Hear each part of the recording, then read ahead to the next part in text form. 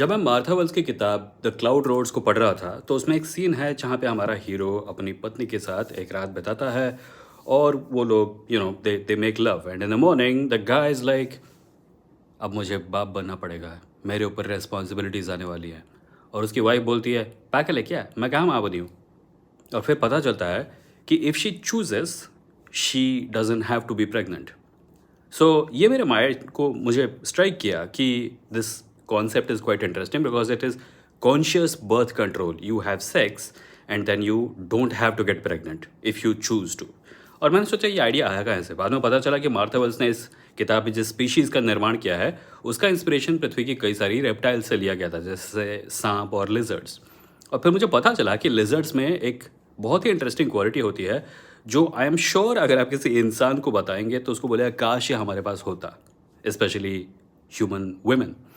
और ये क्वालिटी है कॉन्शियस बर्थ कंट्रोल की, या इसके दूसरे टेक्निकल नाम भी हैं जो आप गूगल कर सकते हैं। पर बेसिकली फंडा ये है कि एक फीमेल लिजर्ड मल्टीपल मेल्स के साथ सेक्स में पार्टिसिपेट कर सकती है, चूज़ कर सकती है कि उसको प्रेग्नेंट होना है या नहीं होना है। अगर उसका मन नहीं है होने का, she doesn't have to lay eggs. And even more interesting is that वो उन सब के स्पर्म सैंपल्स को अपने अंदर रख सकती है हफ्तों तक, महीनों तक, कभी कभी सालों तक। और बाद में उसका कभी मन किया प्रेग्नेंट होने का, she can choose when to get pregnant. Biologically speaking this is a defence mechanism of sorts, क्योंकि रेप्टाइल्स की दुनिया में अक्सर लाइफ एक्सपेक्टेंसी कम होती है। और the point I guess is that the female should be able to reproduce even when males are not available to copulate with.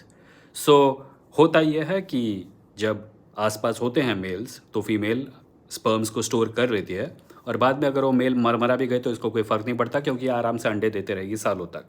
अब इसको कंपेयर कीजिए उस सिचुएशन के साथ जिसके थ्रू होकर गुजरना पड़ता है कई ह्यूमन फीमेल्स को, जहाँ पे in many occasions they don't even have control over when they have sex, and after they have sex they are caught in a cycle that they cannot escape.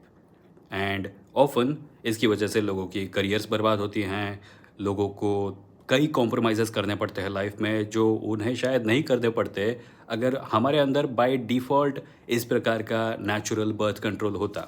सो इस example को बचा कर रखो और उस इंसान को सुनाओ जो तुम्हें कहे कि इंसान ईश्वर की सर्वश्रेष्ठ कलाकृति है, क्योंकि भगवान अगर तुमसे सच में प्यार करता तो तुम्हारे अंदर ये फीचर ज़रूर इंस्टॉल करता, पर उसने नहीं किया है। शायद इसलिए क्योंकि भगवान है ही नहीं, और हम सब जानवरों की स्पीशीज़ के परिवार का एक छोटा सा हिस्सा हैं जिसमें कई ऐसी क्वालिटीज़ नहीं हैं जो दूसरे जानवरों में हैं।